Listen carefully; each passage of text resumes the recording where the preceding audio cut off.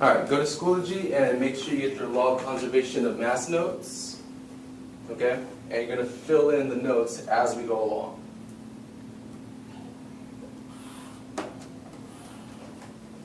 All right, so the law of conservation of mass. So the quick start asks you, what do you think the word conservation means? Johnny, what do you think the word conservation means? The group that links together. Links together? Kevin? Something that is like put together right now. Selson? Yeah? Alright. So conservation means to save something or to protect it. Like, have you guys heard of conservation efforts for forests and animals? To protect the forest, to stop it from being cut down. That's conservation. So the law of conservation of mass means the saving or not losing of any mass. So let's look at the definition. All right. The law of conservation of mass states, it says, that mass or matter cannot be created or destroyed. Okay? So let's add the word matter to our notes. So right here we're going to write matter. So add matter, so like add mass slash, let's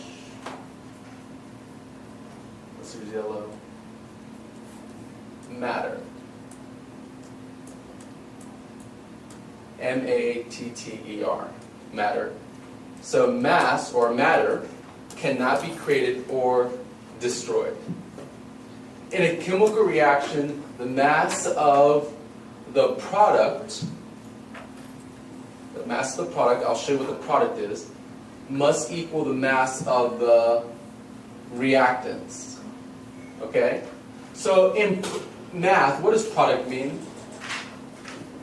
The answer. Times? The answer, right? The answer. So the product means the answer. Okay? So what do you think the reactants are then? It's the stuff that you add together in the reaction to make the product. Okay? We're going to look at a chemical equation. We determine whether a chemical reaction follows the law of conservation of mass by counting the number of each type of atom on both sides and seeing if they are equal. Okay? So we're going to go ahead and take a look at a chemical reaction.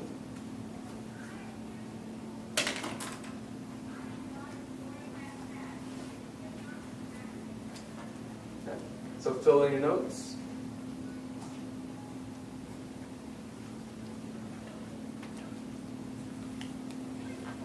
I don't have to capture it.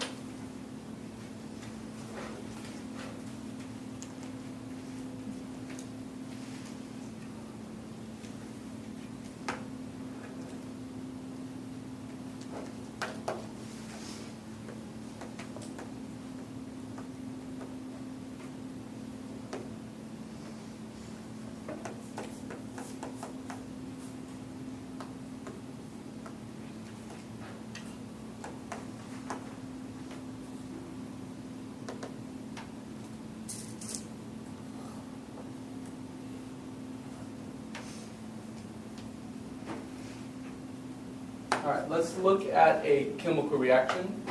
If you didn't get the notes, we'll come back to it. All right. So let's look at this chemical reaction. All right. Does the chemical equation for photosynthesis, which you guys saw several times last year when we were talking about photosynthesis, follow the law of conservation of mass? Okay. So these are our reactants. Okay. So this side is our reactant side. Okay. This little arrow means is the yield sign. The yield sign means a chemical reaction is happening. And over here is our product side. Okay, this is our answer. So these things come together to make these things. Okay, everybody look up. All right. So carbon dioxide. So this is what goes into a plant. Okay. So what goes into a plant? Carbon dioxide, right? And water. All right. So we breathe out carbon dioxide, right?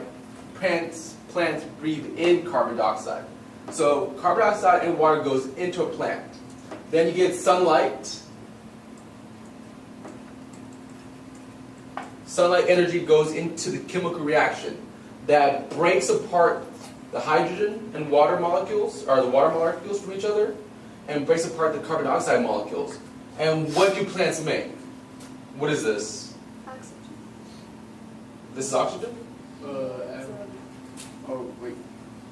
What do plants make for food? Carbon and hydrogen and oxygen. What do plants make for food? Oxygen. Carbon. Oh. Glucose. Oh yeah. Right? Sugar. Oh, I forgot. Alright? So plants make sugar. What else do plants make? Oxygen. Oxygen. Okay. So see how this is an O I'm pointing to? That's oxygen. This isn't oxygen. This is a molecule. Okay, this is carbon C6H12O6, which is glucose or sugar. So plants make their own food. How do plants make their own food? Using sunlight in a chemical reaction. This means chemical reaction. So what is the law asking us? Every hands off the keyboards, look up. All right, what is the law asking us? The law is asking us, does this side, the number of atoms on this side, equal the number of atoms on this side? The law says it has to be equal. Okay? It has to follow a law. That's why it's called a law.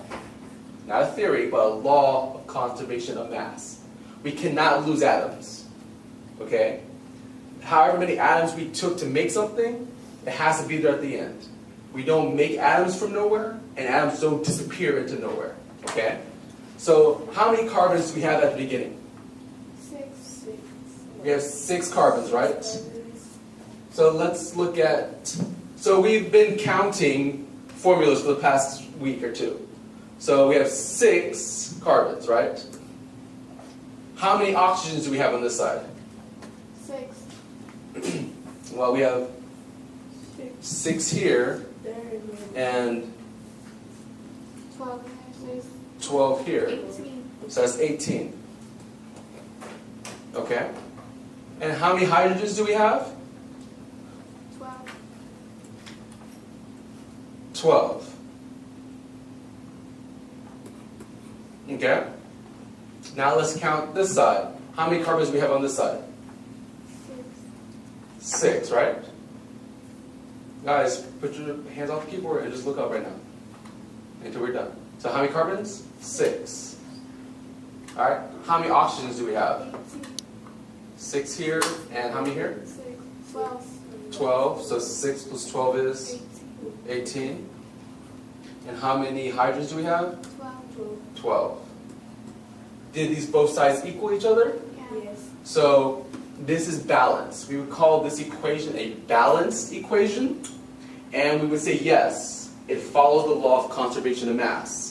Because the weight, the mass of these atoms will equal the mass of these atoms, correct?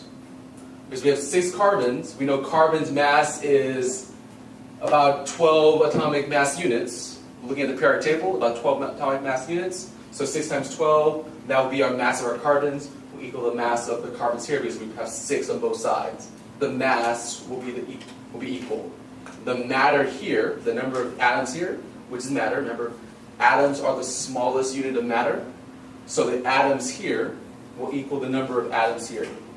the mass here is equal to the mass here. The matter here is equal to the matter here. Okay?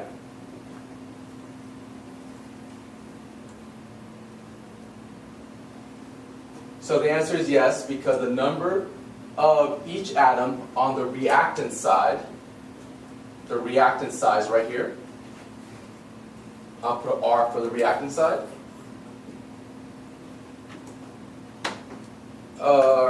are equal to the number of atoms in the product. Over here is my product side. Okay?